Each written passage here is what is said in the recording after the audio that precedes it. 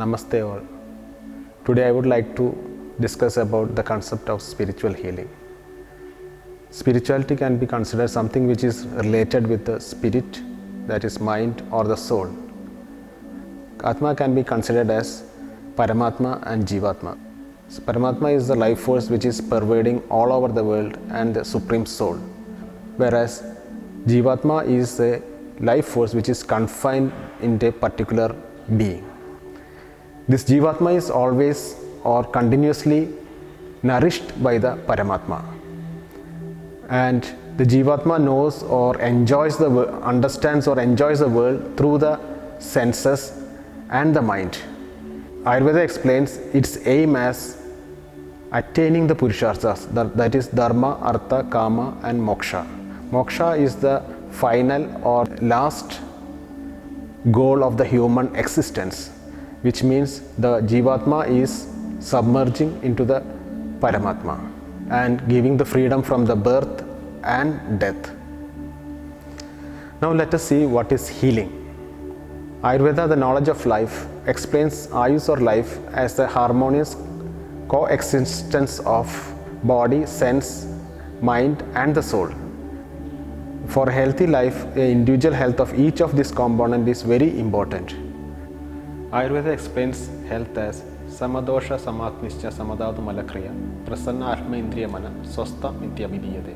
That means a health is defined as the equilibrium state of dosha, dhatu, mala, agni and the contented state of atma, indriya and manas.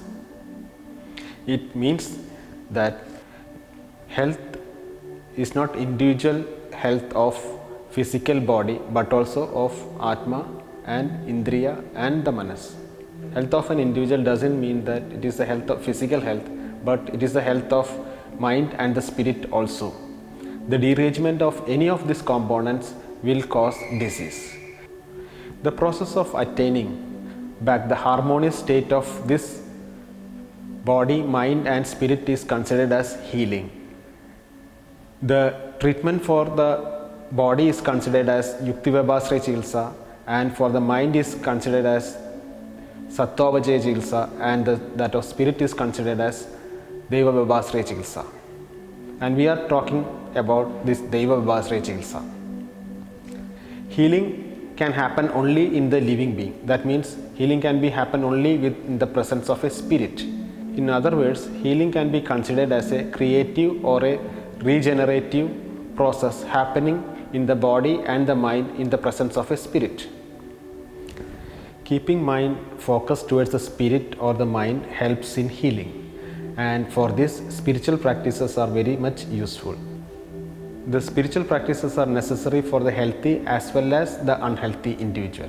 Spiritual practices are more essential for a healthy rather than an unhealthy person, because it will avoid getting you into a disease. It is more essential for healthy because it will help to keep the body, mind and spirit devoid of any disease. Ultimately, the healer resides within you. When one strengthens this healer, automatically the healing happens. Spiritual practices are very much necessary for strengthening this healer inside you. Spiritual practices boost the healing, it improves the positive outlook to the life, and it helps you to understand yourself and the outer universe. The spiritual practices include yoga, pranayama, japa, prayers and the meditations. When the spiritual healing happens, it will help to heal both the body and the mind, and it will help to attain the ultimate goal of Ayurveda, that is the complete healing of the individual.